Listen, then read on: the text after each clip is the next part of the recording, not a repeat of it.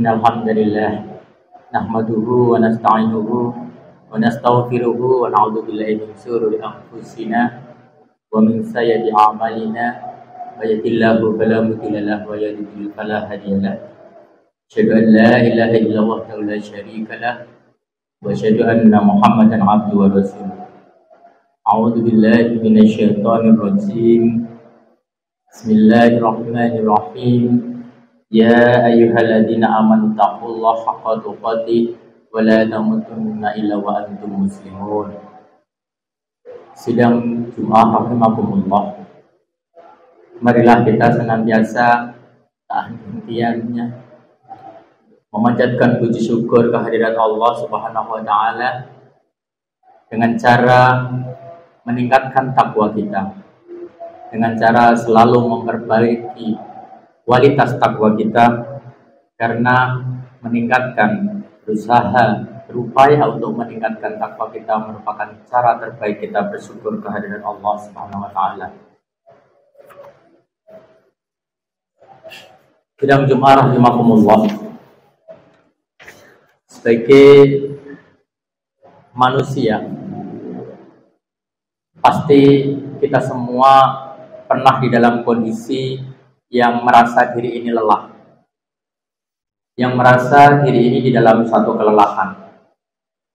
Sebagaimana sedih dan bahagia, rasa lelah juga merupakan perasaan atau kondisi yang secara rutin kita jumpai dalam kehidupan kita. Rasa lelah mungkin merupakan beban yang memberatkan langkah kita dalam mengejar cita-cita, dalam mencapai lulus sebagai seorang sarjana, magister, doktor, dalam meniti karir atau memperjuangkan kebahagiaan. Rasa lelah sering membuat kita mengendurkan semangat atau bahkan putus asa. Namun, sebagai seorang muslim, sudah seharusnya kita dapat mengelola rasa lelah itu menjadi energi positif untuk selalu memperbaiki diri kita. Bagaimana kemudian kita akan bisa mengelola rasa lelah yang ada di dalam diri kita menjadi energi positif bagi kita. Yang pertama, kita harus yakin bahwa lelah itu tabiat kehidupan yang terus berulang. Rasa lelah atau kelelahan adalah sunnah kauniyah yang secara alamiah akan terus terjadi pada diri manusia. Bahkan manusia diciptakan dalam serangkaian kelelahan, sebagaimana firman Allah dalam surat Al-Balad. A'udzu billahi minasyaitonir rajim. Laqad khalaqnal insana fi kabad. Laqad khalaqnal insana fi kabad. Sesungguhnya kami telah menciptakan manusia berada dalam susah payah. Ayat ini memberikan pelajaran bagi kita bahwa manusia diciptakan oleh Allah dalam kelelahan dan dalam kesulitan dalam menjalani dunia. Bahkan Sayyid Qutb menyatakan sel pertama tidak akan menempel pada dinding rahim tanpa ada sebuah upaya keras dengan mengumpulkan segala potensi hidup dan makanan atas izin Allah Subhanahu wa taala. Begitu pula seterusnya, setelah lahir, mulai belajar berjalan sampai dewasa, penuh kelelahan dijalani oleh seorang manusia. Kelelahan tidak hanya dijumpai manusia, tetapi juga makhluk Allah yang lain, seperti burung. Burung tidak akan pernah mendapatkan makanannya kecuali dengan pencarian, kerja keras dan usaha yang melelahkan. Lebah akan mendapatkan makanannya dengan cara terbang dari satu bunga ke bunga yang lain. Bahwa kita harus memahami rasa lelah yang ada di dalam diri kita, rasa lelah yang selalu silih berganti dengan rasa kebahagiaan di dalam diri kita adalah sesuatu keniscayaan, dan yakinlah bahwa itu hanyalah siklus kehidupan. Kemudian yang kedua, agar bagaimana kita bisa mengelola rasa lelah menjadi energi positif adalah lelah itu menghapus sebagian kesalahan atau dosa kita. Secara umum, lelah itu tidak mengenakkan, tetapi ia punya nilai dan makna. Allah akan membalas setiap kelelahan yang kita rasakan karena memperjuangkan sesuatu untuk mempertahankan kehidupan kita. Bahkan Allah mengampuni dosa kita yang tidak bisa dihapuskan oleh amal ibadah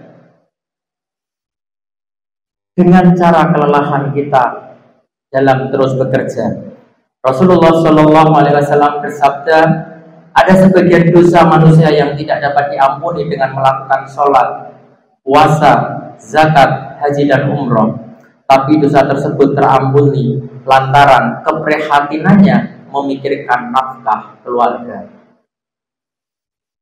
Keprihatinan dan kesulitan mencari nafkah untuk memenuhi kebutuhan hidup keluarga mempunyai keistimewaan yang luar biasa, yang mendatangkan pahala bahkan dihitung sebagai ibadah, juga menjadi sarana penghapus dosa, yang dosa tersebut tidak dapat diampuni oleh Allah dengan sesuatu yang lain kecuali dengan semangat bekerja menghidupi keluarga.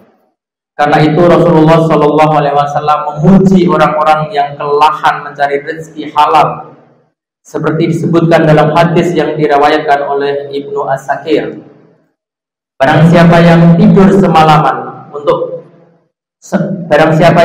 semalaman suntuk karena lelah setelah mencari rezeki yang halal, maka semalaman suntuk ia dalam keadaan mendapatkan ampunan dari Allah atas dosa-dosanya.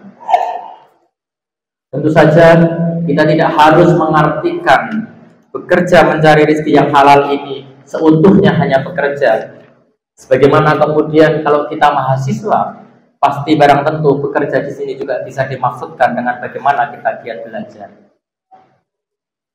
Sidang Jumat rahimahumullah.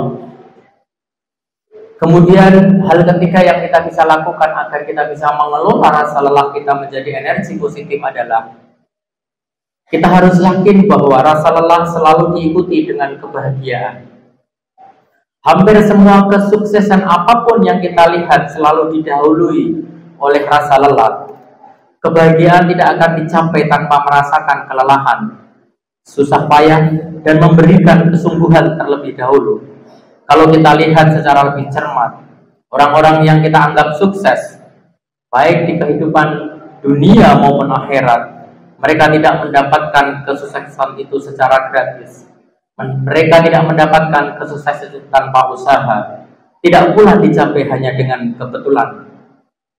Hanya mereka yang memiliki semangat yang tinggi, tekad yang kuat, ketegaran dan kesabaran, melalui kelelahan yang silih berganti, akan menggapai kesuksesan yang besar baik di dunia maupun di akhirat.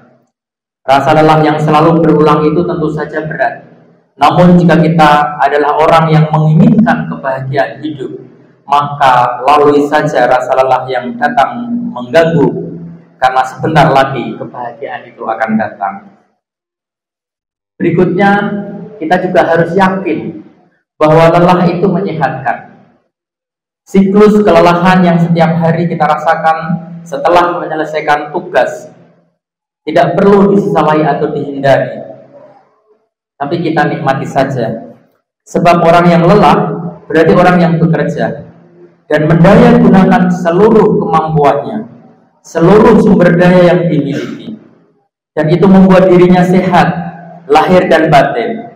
Lelah karena tuntutan pekerjaan, lelah karena tuntutan tugas, membuat otak kita dipicu, jantung kita dipacu, otot kita ditegangkan, dan kelenjar-kelenjar tubuh kita mengalir dengan optimal.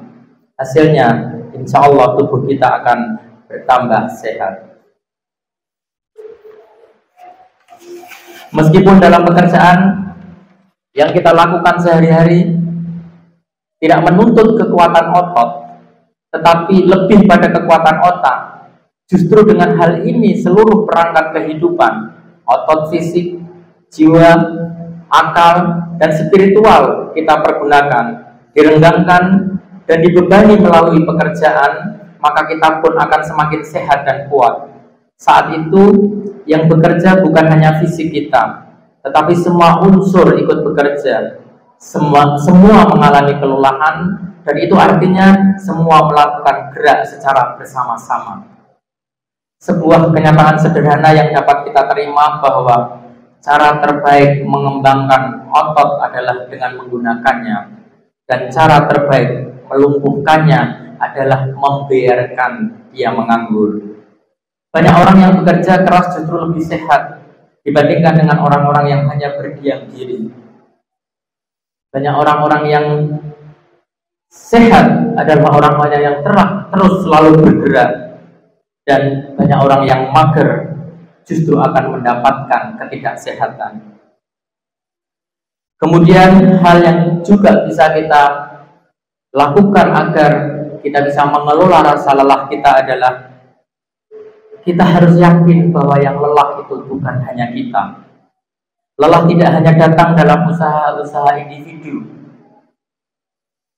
Lelah tidak hanya kita saja yang merasakan.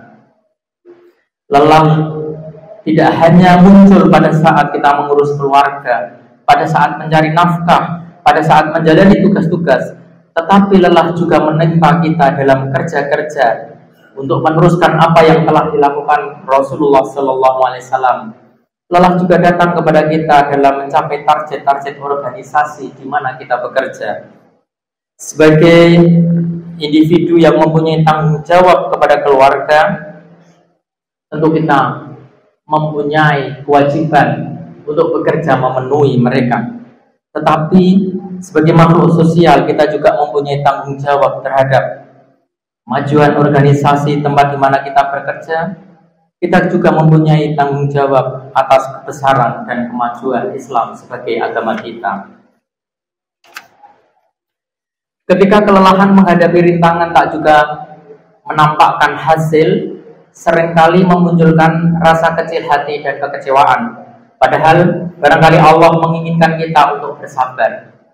Al-Quran menceritakan sebuah keadaan jiwa dari orang-orang yang menanti pertolongan, sebagaimana digambarkan dalam surat Al-Baqarah.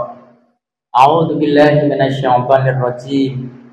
Am hasibatum an tadkhulul jannah walamma ya'tikum mathalul ladzina khalau min qablikum masatkumul ba'sa wad-dharra waz-zulzilu hatta yaqula ar-rasul walladzina amanu ma'ah mata nasrullah ala inna nasrallahi qarib. Ataukah kamu mengira bahwa kamu akan masuk surga, padahal belum datang kepadamu cobaan seperti yang dialami orang-orang terdahulu sebelum kamu? Mereka ditimpa kemelaratan, penderitaan, dan diguncang dengan berbagai cobaan, sehingga Rasul dan orang-orang yang beriman bersamanya berkata, kapankah datang pertolongan Allah? Ingatlah, sesungguhnya pertolongan Allah itu dekat. Sidang Jum'ah rahimakumullah. Beberapa hal tadi, 5 hal tadi yang barangkali bisa mengingatkan kepada kita, memberikan pelajaran kepada kita, agar ketika kita berada di dalam kondisi kelelahan, ketika kita merasakan rasa lelah, maka sesungguhnya kita telah bekerja, maka sesungguhnya itu yang harusnya kita syukuri. Semoga Allah selalu memberikan petunjuk kepada kita untuk selalu dapat melelahkan diri dalam jalannya. Barakallahu li wa lakum fil Qur'anil azim wa nafa'ani wa iyyakum bima fihi minal ayati wal dzikril hakim innahu huwal ghafurur rahim.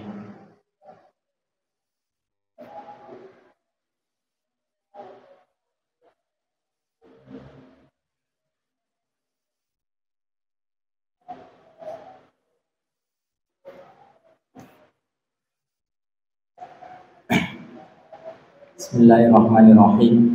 Alhamdulillahirabbil alamin wassalatu wassalamu ala nabiyyina Muhammadin wa bihi nasta'inu umuri dunya waddin la haula wala quwwata illa billahil aliyyil azim.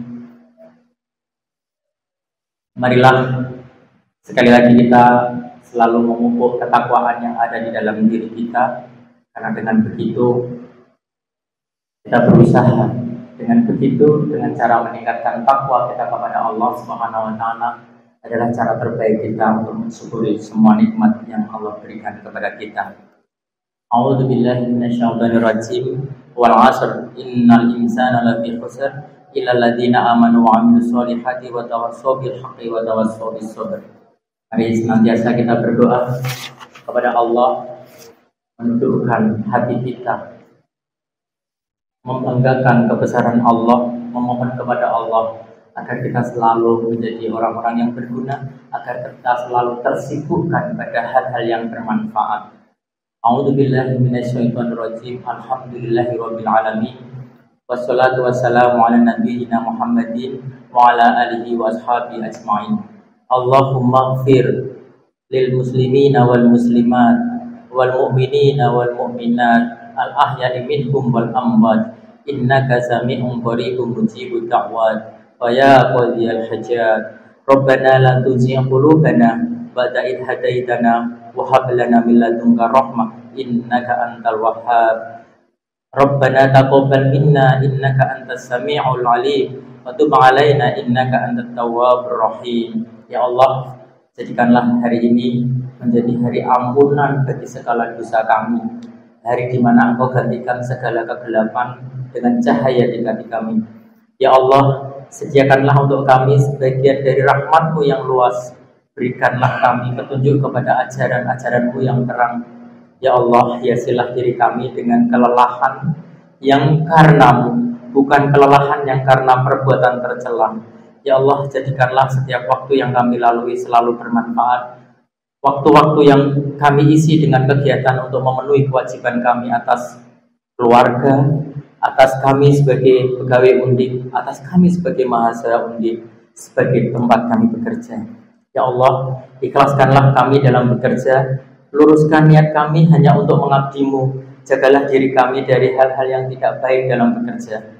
Jaga diri kami dari perbuatan mengambil sesuatu yang bukan hak dan milik kami.